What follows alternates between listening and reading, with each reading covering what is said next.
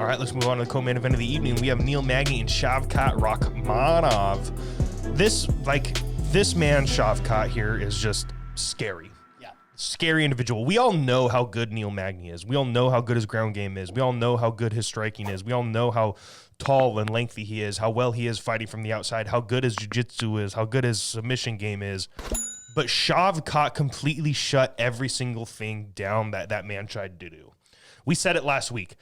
He needs to stay off the ground. If Neil Magny can fight from the outside, use that length, sprawl, keep away from the cage, keep this man away from you at all costs, because if SHAVKOT gets his hands on you, it's done. It's over. You have no chance.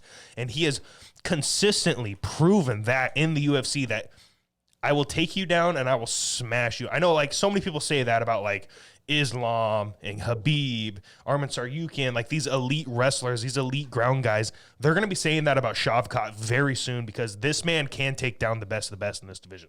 Yeah, it's absolutely phenomenal to see SHAVKOT Rakhmonov in just how dominant he is in his professional career. Now 16-0, a perfect record.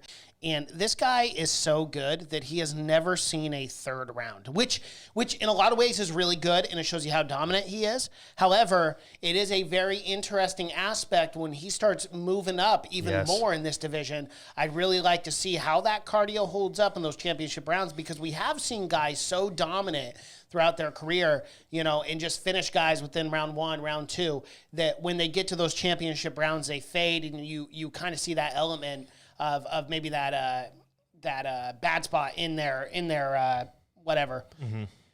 I'm losing my train of thought here, but nonetheless, SHAVKOT, like championship rounds, like imagine him in championship rounds. Yeah, exactly. Like I'd love to see that. Like I think this man deserves a main event, probably if not his next fight, the one after. Yeah. Like, we need to see it. I mean, he did call out Stephen Wonderboy Thompson. Which is such a weird call out for me. Now, I understand it, because Stephen Wonderboy Thompson is a big name. He's an established name in this division. However, I thought it was a more, I guess he just thinks he's going to take Stephen down and implement that ground game and kind of do the same thing that he did here, But...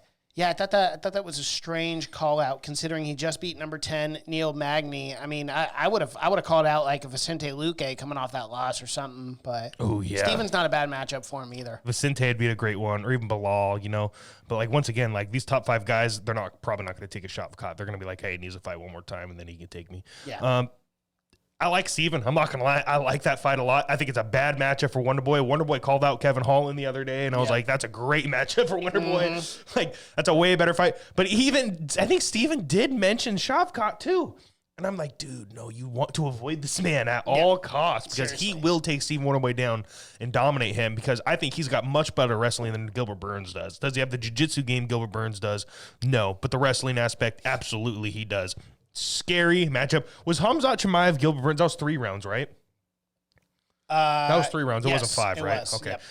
And like we saw the pace that those men put on each other. I agree with you 100%. I need to see what SHAVKOT looks like in 4 and 5. Yeah. I want to see him fight in a main event before we start talking about throwing him number 1 contender fights, before we start talking about getting him big top 5 matchups.